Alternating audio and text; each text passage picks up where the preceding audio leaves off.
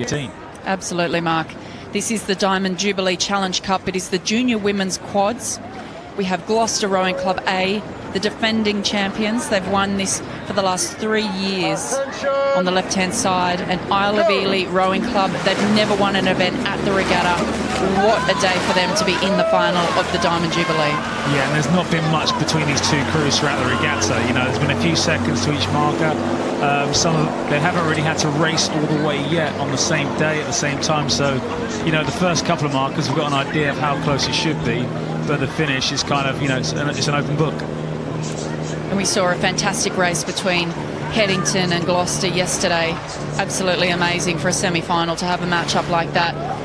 Do you think that would have taken a bit out of the Gloucester girls coming into today? I know that they're the favourites to win, but they had a really difficult one yesterday. Yeah, and that always, you know, depends what side of the draw you're on, what races you have, and how close they are. And, you know, it's all about recovery after that race and getting ready for the next one. So it's really important when they came off the water. I know they'd have been emotional because they made the final, but it's how they kind of went about their kind of routines and made sure they're in the right frame of mind and feeling strong for today. So, you know, if you were the Isle of Ely, you would try and put them under pressure as early as possible so they start thinking about what they did yesterday.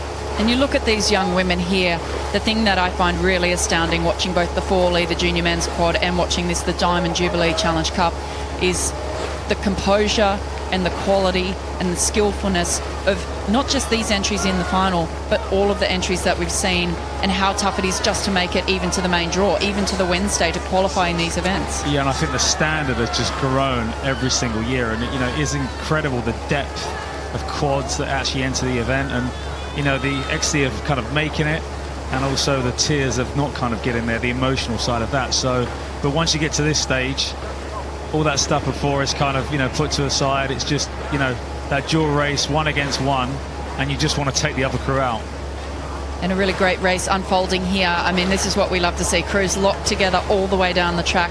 It looks to me as though Isle of Ely Rowing Club, Freya, Kate, Rebecca and Molly sitting here closest to us on screen with just a slight lead over the young women from Gloucester, Hannah, Zoe, Holly and Georgia. And it is really interesting. Gloucester have won this for the last 3 years. You know, the insight they will have from the girls that have gone and done it before. And Isle of Ely being their first final. So, you know, will that come into play later on down the track with the kind of, you know, the knowledge and the kind of information they've been passed down from year to year, where you've got the kind of newbies who this is their first final, and, you know, how they're going to respond to that, you know, by being clear in the processes they're put in training. I mean, we haven't really been able to establish who's been in the lead for much of the race because these crews have been locked together side by side. This is going to come down to an incredible last few hundred metres, I think. And that's what you love at Henley, you know, side-by-side racing, and the markers fly by when you're literally, you know, it's like a fist fight, bow ball to bow ball, and that's the exciting stuff. That's the racing as an athlete you want to be part of.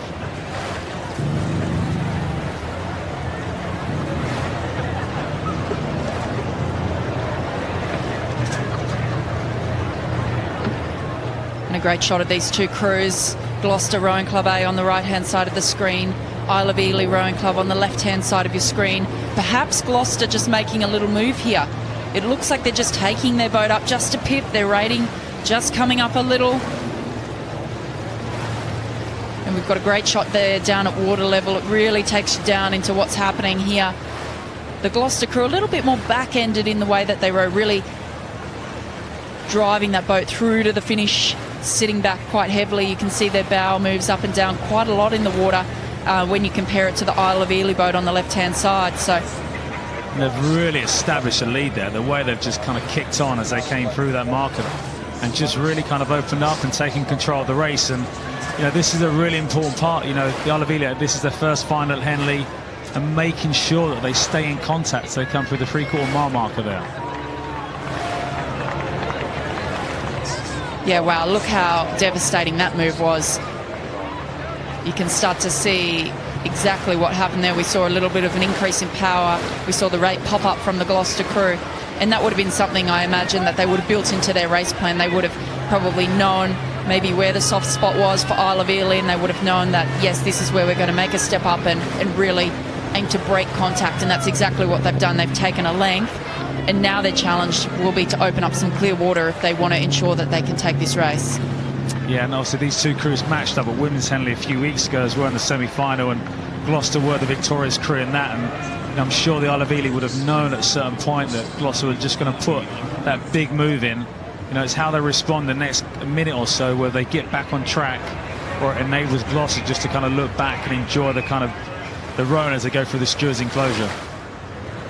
Yeah, as we look at Gloucester here, I mean, we can see why they're the defending champions and why they've won this event for the last 3 years. They're looking really, really strong.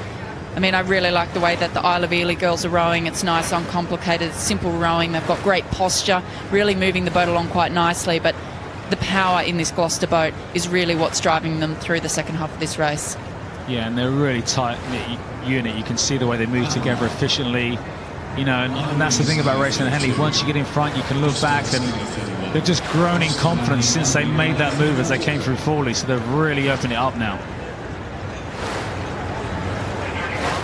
Great shot there from above, and I love looking down into the quads. They're such incredible boats.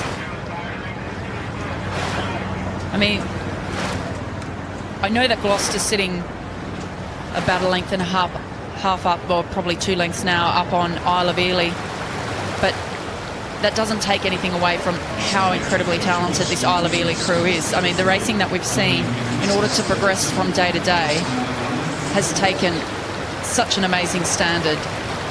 Even to, like I said earlier, qualify for the main draw in this event. It's the only junior women's event in the program, which means that all of the talent is being channeled into this one event. And that's what makes it super competitive. You know, having all the talent in one event rather than spread across numerous events. You know, you do have the best of the best.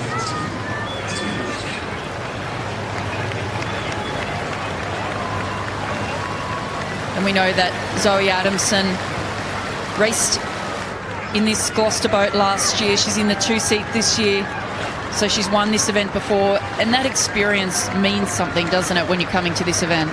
Yeah, especially when you've kind of been over the track, you understand what it is to win at Henley, you know, and just having that leadership is so important when it comes to the big finals. You know, you don't have to be the most talented or best athlete, but being able to lead a crew and get the best out of the people around you is so important, because it is a team sport.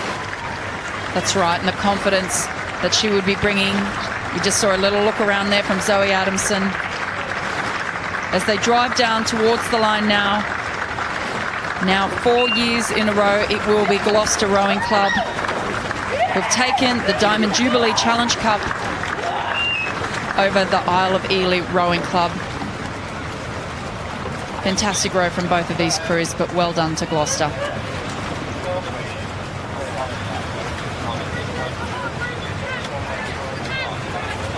And they really saved their best race to the final there. You know, they've progressed through the week. There hasn't been much between these two crews, but when it came to finals day, Gloucester really kind of stepped up, and that was an incredible race. So the way they moved out halfway and just kept building on that.